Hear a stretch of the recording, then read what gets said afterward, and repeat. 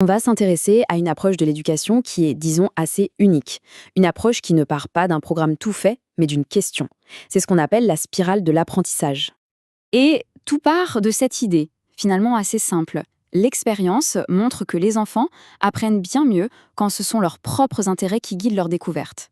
C'est la base de tout. L'idée qu'en apprentissage réel, authentique, ça vient d'une curiosité qui est elle aussi authentique. Alors, au programme, on va voir d'abord comment l'apprentissage peut partir de la curiosité. Ensuite, on va décortiquer la fameuse spirale de l'apprentissage. On verra un exemple concret, une spirale en action. Puis, on explorera un peu l'univers des projets possibles et on terminera sur les compétences que cette méthode permet de développer pour l'avenir. Concrètement, qu'est-ce que ça veut dire de laisser l'intérêt guider l'apprentissage? Eh bien, ça veut dire qu'on met les élèves au centre de leur propre éducation. On passe d'un programme un peu rigide, le même pour tout le monde, à un parcours qui est vraiment personnel. L'idée, c'est que l'élève n'est plus juste là pour recevoir passivement des informations. Il devient vraiment un acteur, volontaire, enthousiaste même, de son éducation. Et forcément, ça change tout en termes de motivation. Et l'apprentissage est beaucoup plus profond, plus durable. Bon, on peut se dire, c'est bien beau toute cette liberté, mais comment on structure ça?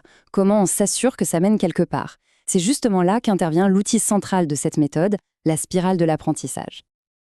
Alors la spirale de l'apprentissage, qu'est-ce que c'est? C'est une méthode pédagogique qui sert à planifier, à réaliser et puis à analyser des projets, des activités, bref, tout ce qui part de l'intérêt de l'élève.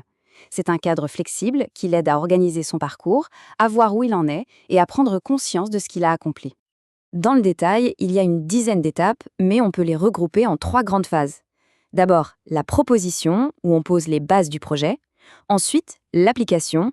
Là, on met les mains dans le cambouis, on réalise le projet et on documente tout ça. Et enfin, l'aboutissement, où on fait le bilan, on analyse ce qu'on a appris. Allez, le mieux c'est de voir comment ça marche avec un cas concret. Voilà, pour bien comprendre, rien de mieux qu'un exemple. On va suivre le parcours d'un élève qui s'est lancé sur des sujets de biologie. On va voir comment une simple idée peut se transformer en un vrai projet structuré. Au départ, c'est très large. L'idée est juste, je veux me renseigner sur les graines et sur la biologie marine. Peut-être faire un exposé sur l'un des deux thèmes. Il n'y a pas encore de plan hyper précis. C'est juste une zone d'intérêt, une curiosité. C'est une phase d'exploration pure. Et c'est là que la phase d'application commence vraiment. L'élève se plonge dans le sujet. Il commence par regarder des documentaires sur les requins, sur les baleines. Il accumule de l'information, il nourrit sa curiosité initiale. Et là, il se passe quelque chose de très important et de très réaliste. Un obstacle apparaît. L'élève se rend compte que le sujet est difficile et surtout qu'il risque de le miner. Il exprime sa crainte de devenir éco-dépressif. Ça montre bien que l'apprentissage autonome, ce n'est pas une ligne droite. Il y a des doutes, des blocages. Face à ce blocage, et avec l'accompagnement de son mentor, l'élève pivote. Il ne laisse pas tomber, il réoriente son projet. Le focus se déplace complètement vers l'autre thème qui l'intéressait, les graines. Il décide d'en faire un exposé approfondi. C'est un moment clé qui montre la flexibilité du processus. Et quand on regarde le résultat, l'aboutissement, on voit bien que l'apprentissage va bien au-delà de la biologie. L'élève a appris à créer une présentation de A à Z, à utiliser un nouvel outil comme PowerPoint, à trier et organiser des informations, et aussi à gérer le stress d'un premier grand projet en solo. Ce sont des compétences transversales, hyper précieuses. Cet exemple sur la biologie, c'est juste une illustration parmi tant d'autres. La force de la spirale de l'apprentissage, c'est justement sa polyvalence. Le cadre peut s'appliquer à absolument n'importe quel sujet, n'importe quelle passion. Tenez, un autre exemple très parlant, les mathématiques de l'origami.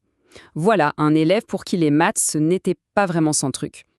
Et pourtant, il a trouvé une manière de s'y connecter, en passant par une autre passion, l'art du pliage de papier japonais. Il dit lui-même que c'est intéressant de voir qu'on peut s'inspirer des maths, une matière qu'il n'aime pas particulièrement, pour guider un parcours artistique. C'est une façon complètement nouvelle d'aborder la matière. Autre domaine, autre projet, l'art numérique. Ici, une élève qui adore le dessin a décidé de se consacrer à cette passion. En pratiquant tous les jours avec l'application Procreate, son style a complètement évolué.